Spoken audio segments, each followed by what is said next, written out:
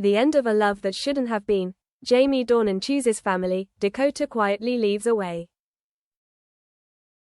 Hollywood has never lacked for love stories that were wrong. But the love story between Jamie Dornan and Dakota Johnson was a special case, both romantic to the point of obsession, and wrong to the point of making the entire entertainment industry wary. Ever since the two starred together in the 50 Shades trilogy, people have whispered about the unusual chemistry. Jamie's gaze at Dakota in every scene, her smile after each cut, it was all too real to be an act. At that time, Jamie Dornan was married. His wife, Amelia Warner, a discreet musician who had never appeared much in the media, had always been behind the scenes supporting her husband's career. Meanwhile, Dakota Johnson was a rising star, young, charming, and rebellious. No one said it out loud. But everyone knew, there was more than just a working relationship between Jamie and Dakota. Secret meetings and public denials. In 2017, after the final part of 50 Shades wrapped, entertainment news sites began to publish ambiguous images. Jamie and Dakota stepped out of an apartment in Paris. Jamie was caught leaving Dakota's hotel in New York at 4 a.m. The two were said to have secretly vacationed in the mountains of Switzerland. In response to the rumors, Jamie still denied, "I love my wife. Dakota is a close friend, nothing more." Dakota also smiled and answered the press, "Between Jamie and me, there is respect.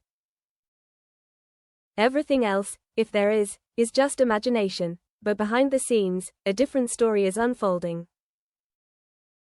A former dresser who worked with them revealed, "I've seen them holding hands in the break room, when no one else was around. It wasn't like they were holding hands with friends. It was something, like they were in a world where it was just the two of them." Scandal, and the struggle. Jamie and Dakota's relationship gradually became a topic of public discussion. The media called it the affair that should NT have happened. Some tabloids even dubbed Dakota the sexiest third wheel in Hollywood. Amelia Warner kept quiet, but close friends of hers said, she knew. Women always know. But she chose to keep quiet for the children, for the family. Amelia didn't want to make a big deal out of it.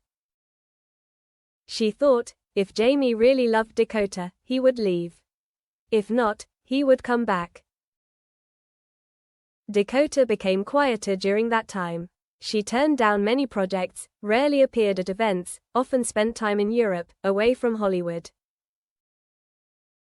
There were nights when she was caught sitting alone in a small bar in Madrid, her eyes red. A reporter once asked her, "If you could love without being bound by morality, would you choose him?" Dakota did not answer. She just smiled sadly. "I don't know if that exists." Late in London, and the goodbye was not said. A person in the backstage crew recalled a special night, the night considered to be the turning point of everything. Jamie and Dakota met at a small hotel in London, where there were no paparazzi, no fans. The two of them were there for nearly 4 hours, no one knew what was said. But the next morning, Jamie went home, and Dakota flew to Iceland alone. When asked about that night, Dakota's friend would only say, she cried the whole flight. She didn't say a word. Jamie chose family, and the wounds never healed. 3 months later, Jamie Dornan gave an exclusive interview to a British magazine, where he admitted for the first time,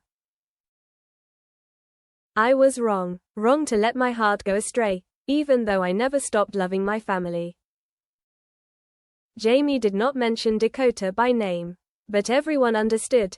He continued, "I used to think I could live 2 lives, one for duty, one for emotion.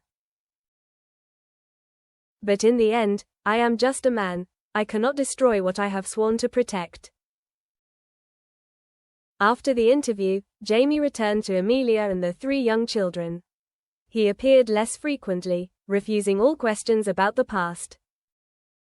His family moved to live quietly in the countryside of the Cotswolds. Dakota, the unrecognized lover, As for Dakota, she did not say anything after Jamie's interview.